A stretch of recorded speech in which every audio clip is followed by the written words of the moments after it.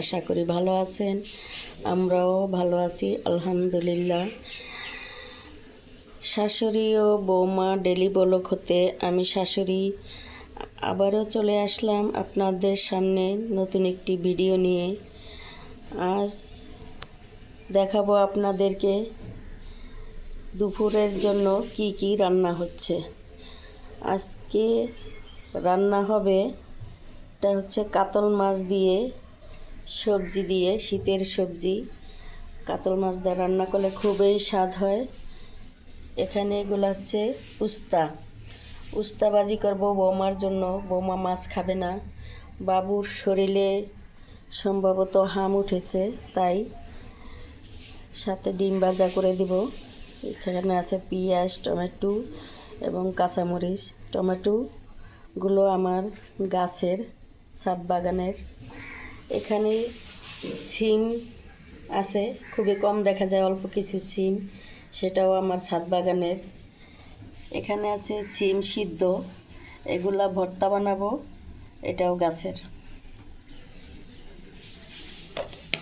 বাগানের ধনেপাতা এই যে ধুয়ে নিছি, একটু ওই শিকড়গুলা বাছতে হবে, এই আর কি। চলুন তাহলে রান্না শুরু করে দেই একে একে। ভাত হয়ে গেছে, ভাত নামিয়ে রেখেছি। আর রাতে লইট্টা মাছ রান্না করা হয়েছিল, ওটা খাওয়া হয় নাই, ওটা এখন গরম করে নিব। মাছটাকে এই যে মাছ ভাজি বসাইছি,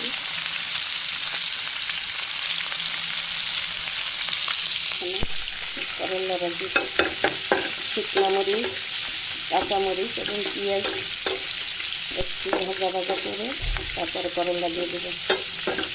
করলা না, সরি, উস্তা দিয়ে দিচ্ছি।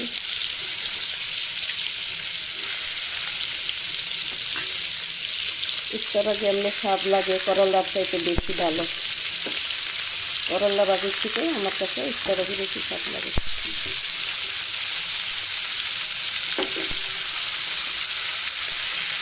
একটু লবণ আর হলুদ দিয়ে দিব। মাছ ভাজি হইতেছে, মাছের সবজি বসিয়ে দিচ্ছি। আবার এদিকে যে কাল রাতের লইট্টা মাছটা গরম করে নিচ্ছি। করলা ভাজি নামিয়ে নিয়ে চলে গেছি টেবিলে।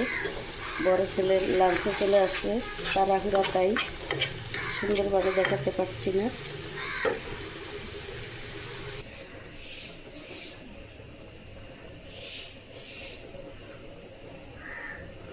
সিম ভর্তা,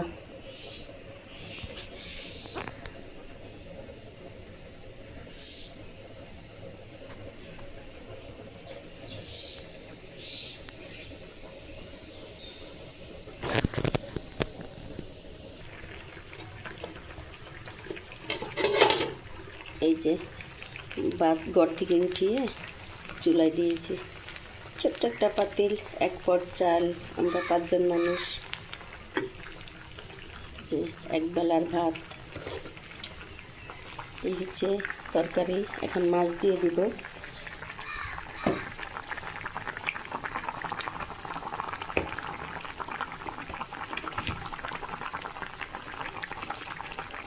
মাছ দিয়ে দিলাম, পিছিয়ে আসলে একটা জিনিস ভুল হয়ে গেল, আমি একটা মশলা দিই, সে মশলাটার নাম আমি বলি ফোড়ন বাটা, অন্য অন্য মানুষে অন্য নামেও বলে।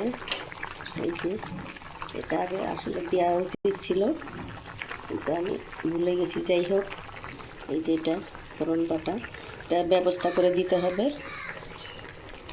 একটু মাছের নিচে দিয়ে খুন্তি দিতে হবে, নাহলে মাছ আবার ভেঙে যাবে। আর এই যে এখানে রয়েছে আরেকটা জিনিস, নিজের গাছের টমেটো। আজকে প্রায় জিনিসই নিজের গাছ থেকে নেওয়া। এই যে টমেটোগুলো দিয়ে দিই, নিজের গাছের টমেটো বলে কথা, ছাদ বাগানের।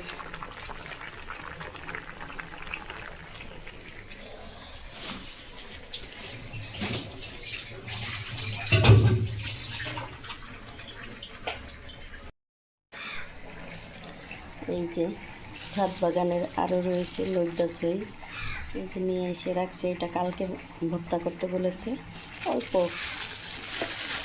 যাই হয় আর কি। টপের গাছে আর কত কী হবে।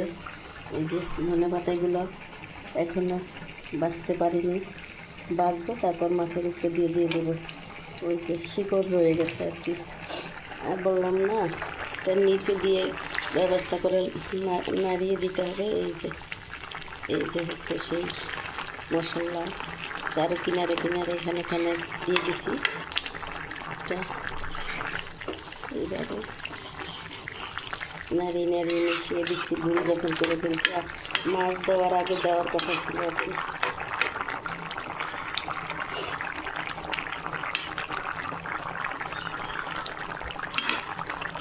মিশে যাবে। এখন ধনিয়া পাতা বেছে উপর দিয়ে ছড়িয়ে দিবে।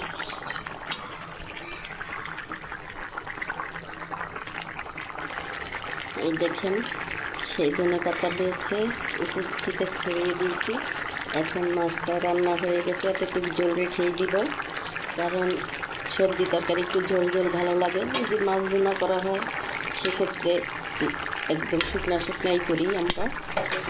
যাই হোক, রান্না বান্না শেষ, আজ এই পর্যন্তই। আপনাদের সাথে এখন বিদায় নিয়ে নিব।